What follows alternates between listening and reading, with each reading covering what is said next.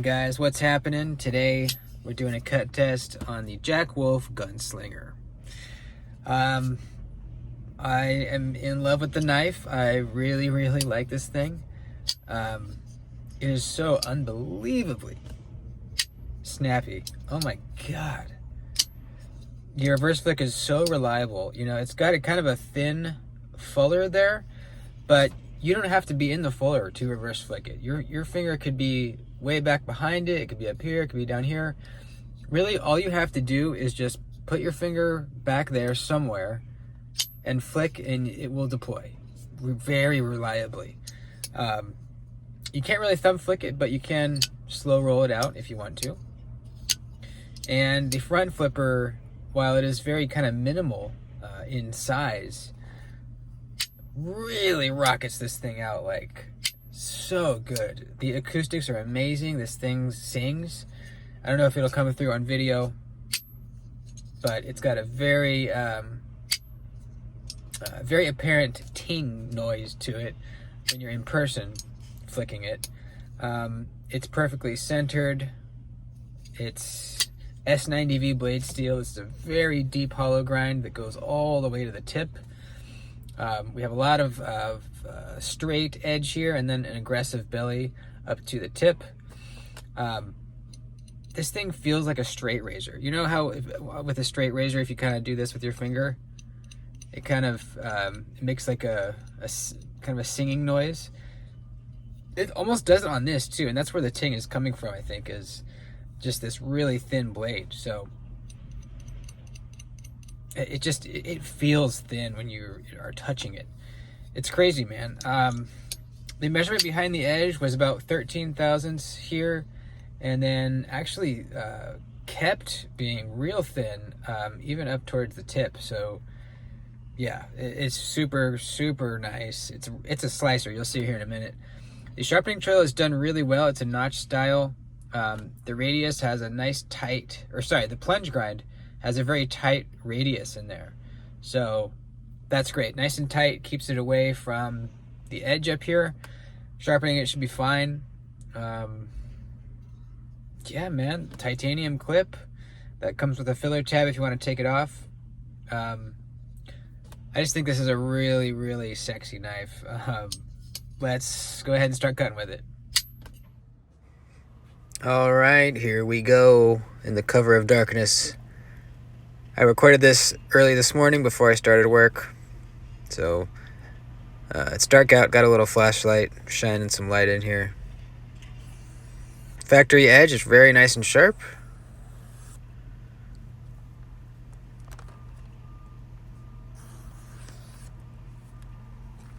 Muy bien. I'm really excited to cut test this thing because it's kind of a unique blade shape. It's always kind of exciting when you get to cut with something new like that. You get to see what it's good at, what it's not so good at, you know, what are its strengths and weaknesses. And it's just fun. New experience. So we're starting with regular thickness cardboard here, and this knife is destroying it. I mean, sheesh Louise. Really passing through like it's not even there. Like it's nuts. It's so fun. I could cut with this thing for hours.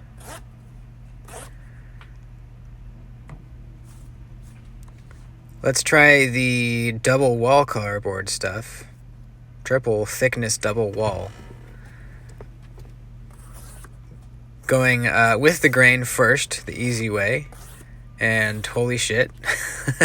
Now let's go the hard way. And holy shit. Yeah. Yeah. This thing is a crazy good slicer.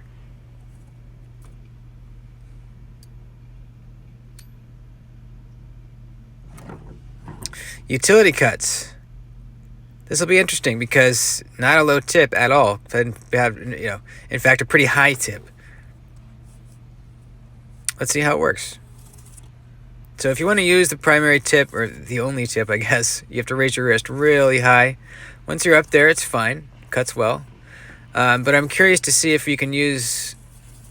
Yep, you can. Yep. So you can almost use that part of the edge where, you know, the aggressive belly begins as almost like a tanto tip, like a secondary tip. It's crazy. I mean, look how easy it is. It's nuts. You can even do some turns. Yeah, this is really cool. Let's try it on the double wall, see if it's as easy. Yeah, look at that. We're not even at the tip, and we're doing really nice utility cuts. Actually works better than the actual tip. Yeah, it's crazy, man. Just because, yeah, like that aggressive belly and the fact that it's still so thin up there. That was cool.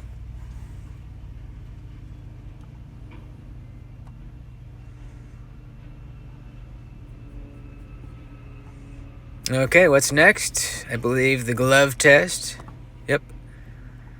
Let's roll up this old leather glove.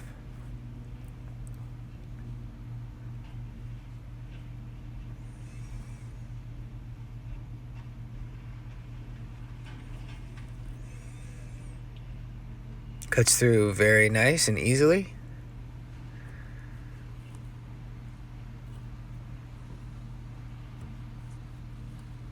Yep. Very nice.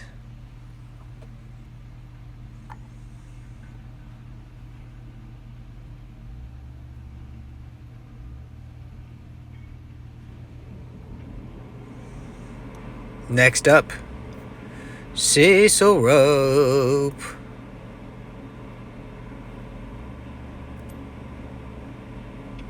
It's kind of interesting. So, you know, I always say cutting things like this on a cutting board is easier with a knife with belly. This knife does have belly, but not really in the traditional sense. It's not a gradual belly, it's an aggressive belly. So it's almost kind of feels weird. You have to make sure that you're in the right spot. If you're too far back, your knuckles will hit the cutting board. If you're too far forward, it feels like you're almost cutting with the tip of the knife. It's kind of hard to explain. It just feels odd. I'm not used to it. But you can absolutely find the sweet spot. And like you just saw, you know, we were blazing through the sisal rope. So once you find the right spot, yeah, definitely cuts well. Cutting through this this double stitched strap.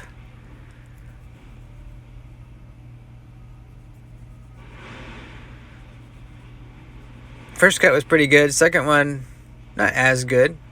A lot of fraying there.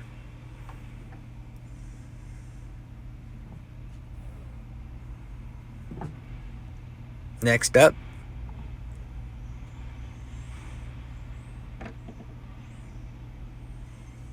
the strap, the 2-inch strap. Will it go through with one single try?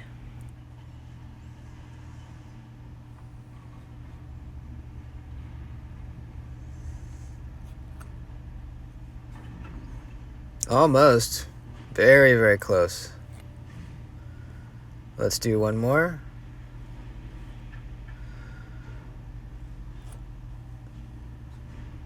Little bit less. And one more.